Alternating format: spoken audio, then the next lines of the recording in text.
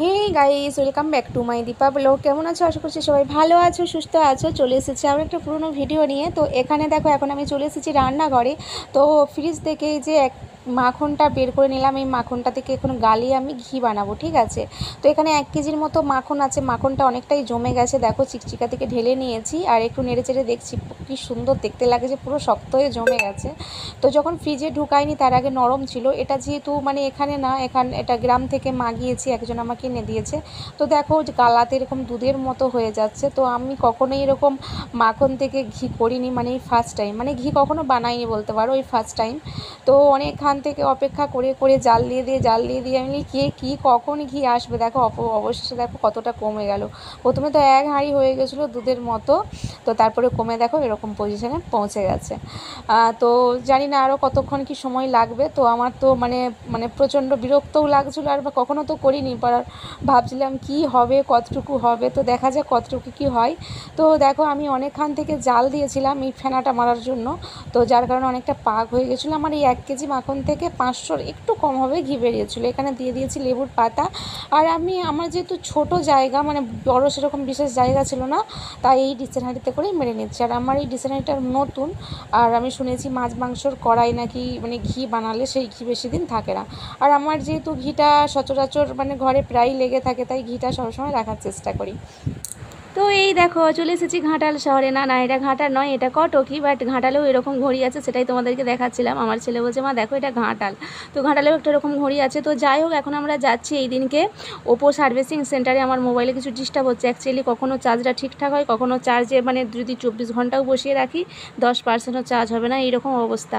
আর মোবাইলের মানে ডিসপ্লেটা একদিকটা ছেড়ে গিয়ে আলো দেখা যাচ্ছে, আর মানে গ্লাসটাও ভেঙে গেছে, অনেক জায়গায় ভেঙে গেছে। বড়মশাই নিজের তো গ্লাস কতবার পাল্টাই, বাট আমার ফোনের বেলায় গ্রাহ্যই করে না। অ্যাকচুয়ালি যেদিনে গ্লাসটা লাগিয়ে আনি, তো সেদিনেই ভেঙে গিয়েছিলো, যার কারণে বড়মশাইকে বললাম কিছুদিন পর লাগাবো। কিছুদিন করে করে 3 বছর চলে গেল। তো যাই হোক, ওই জন্যই মোবাইলের কিছু ডিস্টার্ব হচ্ছে, সেই জন্য চলে এসেছি ওপোর সার্ভিসিং সেন্টারে। চলো ওপরে যাই। এসি রুম, এসি রুমে বসে রয়েছি, কি ঠান্ডা ঠান্ডা কুলকুল। সমস্ত সমস্যার কথা বললাম, ওনারা চেক করে দেখলো মোবাইল সব কিছু ঠিকঠাক আছে। কি অবস্থা, ঘরে যখন ছিলাম সব কিছু অসুবিধা, এখানে এসে সব ঠিক হয়ে গেছে, চার্জও হচ্ছে, সবই হচ্ছে।